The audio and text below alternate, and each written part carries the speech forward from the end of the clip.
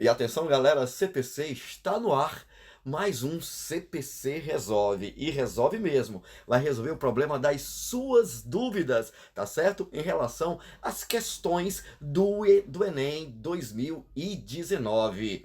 E digo mais, aquilo que todos os colegas estão falando, prestem atenção aos enunciados. Mais uma vez, eu vou trazer uma questão em que esta questão, a questão de número 38, né, ela está justamente a sua resposta nos enunciados. Basta o aluno ler e pensar e também repensar, galera. Por que não? Vamos à luta? Ok. Vamos começar primeiramente com o enunciado. E vejam só. O êxito e as limitações da tecnologia utilizada na composição do conto evidencia a. Veja, ele está pedindo o êxito e as limitações. Vamos destrinchar? Vamos lá. Olha só. O computador, dando prioridade à busca pela própria felicidade, parou de trabalhar para os humanos. É assim que termina o conto Um Dia em que um computador escreveu o conto. Olha só, o computador escreveu o conto. Olha só, escrito por uma inteligência artificial com a ajuda dos cientistas humanos. Eu vou parar bem aí. Olha o que ele diz. Inteligência artificial. Prossegue. Os cientistas selecionaram palavras e frases que seriam usadas na narrativa e definiram um roteiro geral de história que servira como guia para a inteligência artificial. A partir daí, o computador criou o texto combinando as frases e seguindo as diretrizes que os cientistas impuseram. Os juízes não sabem quais textos são escritos por humanos e quais são feitos por computadores, o que mostra que o conto estava bem escrito. O dia só não passou para as próximas etapas porque, de acordo com os juízes, os personagens não foram muito bem descritos, embora o texto estivesse estruturalmente impecável. Veja aí, mostra que já não é perfeito. Você percebe que os personagens eles são mal desenvolvidos, eles são mal descritos. Vamos lá! A ideia dos cientistas é continuar desenvolvendo a criatividade, né, da primeira da inteligência artificial, perdão, para que ela se pareça cada vez mais com a humana. Simular esse tipo de resposta é difícil, não é? Porque o computador precisa ter, primeiro, um banco de dados vastos, vinculado a uma programação específica para cada tipo de projeto: escrita, pintura, música, desenho e por aí vai. Pronto, não é? Lemos, agora vamos reler e vamos ver as alternativas. Olha só, de novo. O êxito e as limitações da tecnologia utilizada na composição do conto evidencia a. Vamos. Letra A. Indistinção entre personagens produzidos por máquinas e seres humanos. Indistinção, gente, ele disse que os personagens são mal descritos. Esses personagens foram mal aproveitados. Então não pode ser a letra A. Vamos para a letra B. Necessidade de reformulação da base de dados elaborada por cientistas. Não! Tanto é que você viu lá no texto que ele nem passou para a outra etapa, tá? Ele não passou pela outra etapa porque não foi concluída e nem teve essa reformulação, tá certo? Porque já houve ali, certo, alguns erros. Letra C, autonomia do programa, dos programas computacionais no desenvolvimento ficcional. Gente, esse êxito e essa alimentação vai evidenciar essa autonomia? Não, porque você sabe que tá lá os cientistas que eles precisam alimentar o banco de dados. Se os cientistas precisam alimentar o banco de dados, é evidente que não existe autonomia desses programas, tá? A letra D diz diferença entre a estrutura e a criatividade da linguagem humana. Veja só, gente, diferença.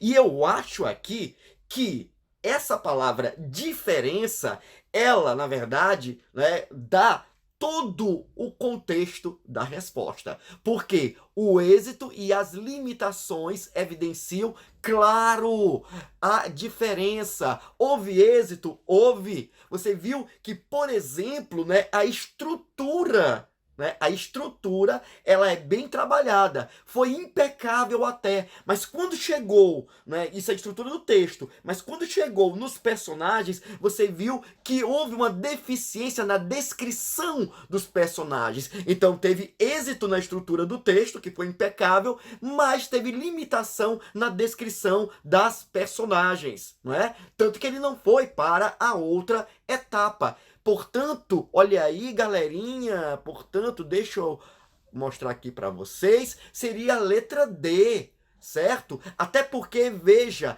a palavra diferença dá uma atuação antagônica entre êxito e limitação, tá certo? Vamos para a questão E. Qualidade artística de textos produzidos por computadores. Não vai evidenciar isso, não. Não é? Ele não evidencia que existe, né, essa qualidade total, porque existe uma limitação, né? E o que ele está, na verdade, dizendo é que existe sim essa diferença entre a estrutura, que é um texto impecável, mas falta o quê? Falta dinamismo, falta descrição justamente nas personagens. Então é indubitavelmente letra D, tá certo? Até a próxima. Olá pessoal, eu sou o professor Alexandre, estou aqui para fazer mais uma questão de filosofia, sociologia com vocês no CPC Resolve Enem 2019. Dessa vez, nós temos aqui a questão de número 83. O texto diz o seguinte: saudado por centenas de militantes de movimentos sociais de 40 países, o Papa Francisco encerrou no dia 9/7 de 2015 o segundo encontro mundial dos movimentos populares em Santa Cruz de la Sierra, na Bolívia. Segundo ele, abre aspas, globalização da esperança que nasce dos povos e cresce entre os pobres deve substituir esta globalização da exclusão e da indiferença. O comando traz para a gente o seguinte texto. No texto, há uma crítica ao seguinte aspecto do mundo globalizado. Você percebe que no texto o Papa estabelece uma crítica ao que ele chama da atual globalização e daquela que deve substituí-la, que ele chama de globalização da esperança. Aí nós temos as alternativas. A, liberdade política. B, mobilidade urbana. C, conectividade cultural. D, disparidade econômica. E E, complementaridade comercial. Acredito que você já saiba a resposta, né? Justamente porque fala de uma globalização da esperança que nasce entre os pobres e deve substituir a da exclusão e da indiferença. Obviamente, a alternativa correta é a letra D. A crítica realizada pelo Papa é a disparidade econômica provocada por esta globalização na qual nós estamos inseridos. Eu queria chamar a atenção aí para o grande nome do Milton Santos, que já trata desse tema na sua crítica do que ele denomina globalização perversa, né? O Milton Santos faz a mesma crítica que é feita pelo Papa. Na visão do Milton Santos, essa globalização perversa, ela costuma, inclusive, culpabilizar a vítima, né? A pessoa é pobre e ela é miserável, e a culpa de ser miserável é porque ela é pobre. Então é uma globalização perversa, uma globalização de exclusão e uma globalização de indiferença. Fica a dica para vocês aí do nome do Milton Santos. Aqui tem um comentário. Uma das características marcantes da globalização é a ampliação das desigualdades econômicas. O texto de apoio apresenta uma crítica feita pelo Papa Francisco justamente a esse aspecto, ao tempo que solicita uma nova forma de globalização. E aqui, uma pequena fala sobre o Milton Santos, que eu citei na resolução da questão, fica como complemento para vocês. Em seus últimos livros, Milton Santos tratou da globalização, abordou seus aspectos econômicos, analisando o papel das empresas na internacionalização do capital, mas também os fluxos financeiros e suas implicações na cultura local. O geógrafo brasileiro teorizou e criticou sobre estes aspectos do mundo contemporâneo, propondo no final de sua vida uma nova forma de globalização solidária, baseada em outros valores que aqueles estabelecidos pela globalização hegemônica. Então você percebe que existe aí uma certa similaridade entre o discurso do Milton Santos e aquele que apareceu no início da questão, pronunciado pelo Papa Francisco. Tá, gente? Espero que tenha sido de apoio. Um abraço e até o nosso próximo encontro. Tchau, pessoal. Fala, galera massa, galera abençoada aqui do CPC Resolve. E vamos resolver mais uma questão do Enem. E agora Enem 2019, beleza? Questão de número 173. Professor Wagner Filho com vocês para a resolução.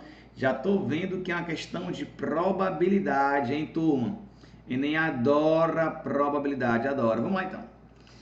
Em um determinado ano, os contadores da Receita Federal de um país indicaram como inconsistentes 20% das declarações de imposto de renda que lhe foram encaminhadas. Ora, se eu tenho 20% que são inconsistentes, o restante serão consistentes, concorda? Beleza. Uma declaração é classificada como inconsistente quando apresenta algum tipo de erro ou conflito nas informações prestadas. Óbvio, né? Essas declarações consideradas inconsistentes foram analisadas pelos auditores e constataram que 25% delas eram fraudulentas. Fraudulentas. Tem inconsistente, às vezes é erro, né, pessoal? Às vezes é algum tipo de erro. Ou conflito da informação. Agora foram fraudulentas. O cara fez isso aí. Fraudar, bicho aí, sei lá que coisa, hein? Constatou-se ainda que, dentre as declarações que não apresentaram inconsistência, ou seja, aquelas que foram consistentes, 6,25 eram fraudulentas. Mesmo sem inconsistência, ainda tinha fraude na bicha aí, né? Beleza. Qual é a probabilidade de, nesse ano, a declaração de um contribuinte ser considerada inconsistente? Ó, o que é que eu quero? Lembre-se, probabilidade é evento dividido pelo espaço amostral. Concorda? Então, eu quero, na declaração de um contribuinte, ser considerado consistente. Esse cara aqui é meu evento. Então, eu vou ter que pegar o total de inconsistentes. Dado que, olha só, dado que ele não está pegando todas as declarações. Ele só quer saber quem? Que ela era fraudulenta. Ou seja, isso aqui é a probabilidade condicional, concorda, turma? Observe que o meu espaço amostral não é todas as receitas, todas as declarações, melhor. São apenas as fraudulentas. Aqui vai ser o meu espaço amostral. Beleza? Tranquilo? Se ligaram, né? Certo. Então, peraí. O que é que eu sei na minha questão? Deixa eu botar aqui para vocês, bora analisar direitinho, bem bonitinho, com muita calma nessa hora. Galera, eu tenho 20% delas, 20% das declarações, né, eram consideradas inconsistentes. Beleza? Obviamente, 80% delas não serão inconsistentes. Então, seriam consistentes. Beleza? Tranquilo? Certo. Só que eu sei que desses 20% que eram consideradas inconsistentes, 25% delas eram fraudulentas. Então, olha só, 25% de 20% eram consideradas fraudulentas. Beleza? Tranquilo? Ok, fraudulentas. Aí, das consistentes, 80%, né, eram consistentes. Mas dessas, como eu coloquei ainda que a declaração não apresentava inconsistência, ou seja, eram consistentes, 6,25% eram também fraudulentas. Então, peraí. 6,25% de quanto? Das não inconsistentes, né? Ou seja, das consistentes. De 80%. Era considerado o quê? Fraudulentas. Ok? Então, peraí. Vamos lá. Qual é a probabilidade de, neste ano, a declaração de um contribuinte ser considerada inconsistente? Ela vai ser inconsistente, dado que ela é fraudulenta. Então, peraí. O que eu tenho que pegar, então? Eu tenho que pegar aquelas inconsistentes que são fraudulentas, que é o meu evento, as inconsistentes que são fraudulentas, e dividir pelo meu espaço amostral. Mas quem é meu espaço amostral? Todas aquelas que eram fraudulentas. Porque ele está dado que ela é fraudulenta. Tá certo? Então, peraí, a probabilidade disso acontecer vai ser, lembre-se disso, probabilidade é uma razão. Concorda? 25% de 20% é fraudulentas e inconsistentes, que é exatamente quem? O meu evento. Então, o que é meu evento? Aqueles 25%, tá certo? Dos 20% que são fraudulentas. Ah, então esse da, aqui eu tenho 25% da é produto, 20%. Concorda? Guarda aí, segura.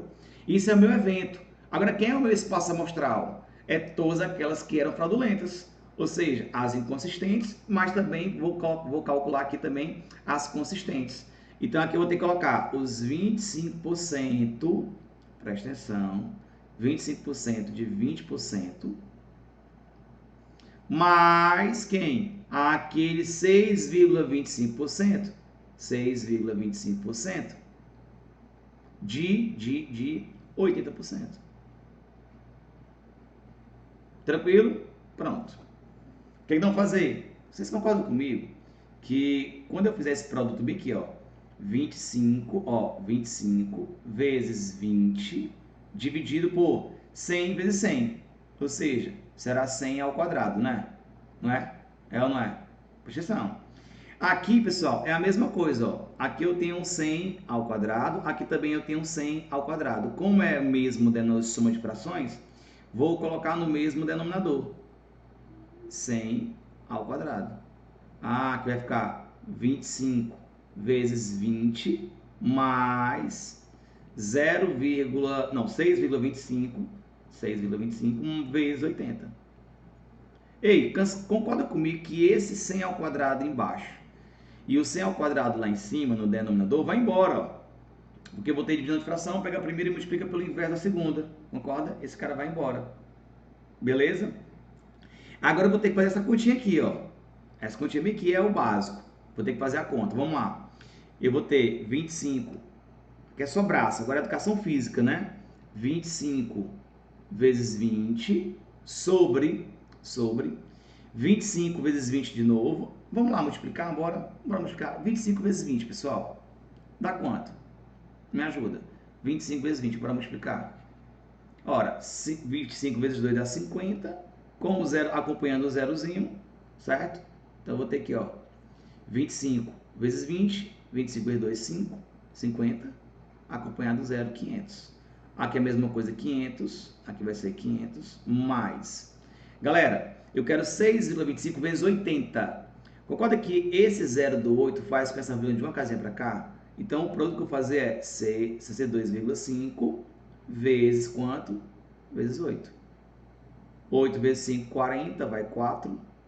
8 vezes 2, 16 com 4, 20. 16 com 4, 20, vai 2. E 8 vezes 6, 48 com 2, ó. Ô, rapaz. Uma vírgula, dá quanto? 500. 500 mais 500 dá 1000. E 500 dividido por 1000, turma. O 1000 é o dobro do 500, né não? Então esse cara aqui é quanto? 1 sobre 2. Se é 1 sobre 2, tá? Observe que ele está em forma de número decimal. Então vai ficar 0,5. De boa? 0,5, letra E. Que beleza? Valeu, turma, e até a próxima questão. Tamo junto. Ok, meus amigos, nós já estamos no ar com mais uma questão CPC Resolve. Enem 2019, olha só, é natureza, é química, é professor Jurandir. Pois muito bem, na aula de hoje nós vamos responder a questão de número 128, né? 128. Olha só, contrariando até mesmo alguns vestibulares anteriores, né? 2 questões de modelos atômicos vieram na prova de 2019. Nós já comentamos uma, a questão 105 da prova, e agora a 128. A 105 trabalhou com modelo de Bohr, né? Das transições eletrônicas, do salto quântico. E essa aqui é sobre o modelo de Dalton. Vamos lá então. A questão diz assim, pessoal. Em 1808, Dalton publicou o seu famoso livro intitulado Um Novo Sistema de Filosofia Química, do original A New System of the Chemical Philosophy, no qual continha os 5 postulados que eles serviam como alicerce para a primeira teoria atômica da matéria fundamentada no método científico. Estes postulados são numerados a seguir. Só uma conversinha aqui, né? Porque antes de Dalton, pessoal, tiveram lá os filósofos gregos Demócrito e Leucipo, que propuseram ideias filosóficas a respeito do átomo. Só que era só na base da intuição e da lógica. Então, o primeiro modelo cientificamente comprovado foi o modelo de Dalton. Então, lá, esses postulados são numerados a seguir. Vamos lá, são 5 postulados. A matéria é constituída de átomos indivisíveis. Segundo, todos os átomos de um dado elemento químico são idênticos em massa e em todas as outras propriedades. 3. Diferentes elementos químicos têm diferentes tipos de átomos, em particular seus átomos têm diferentes massas. 4. Os átomos são indestrutíveis e nas reações químicas mantêm suas identidades.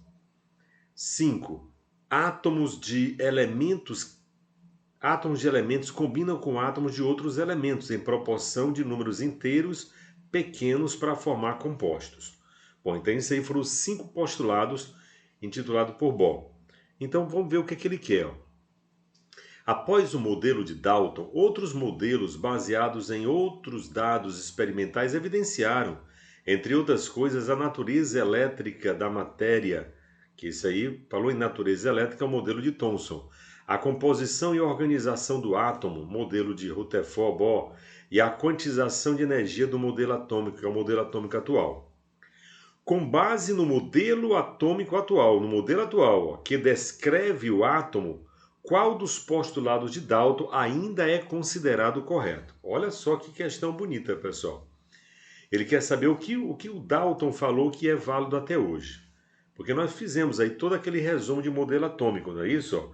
Modelo atômico de Dalton, depois foi Thomson, depois foi Rutherford, Bohr, Summerfield e o modelo atômico atual, certo? Então ele quer saber desses 5 postulados intitulados por Bohr, tá? Esses 5 postulados, qual deles é válido até hoje? Qual deles está válido até hoje? Vamos lá comentar? Eu comentei assim, pessoal, olha só. Com base no modelo atômico atual que descreve o átomo, o postulado que é considerado correto é o 5. Vamos ver por que os outros não são considerados corretos até hoje, né? Na época de Dalton, sim.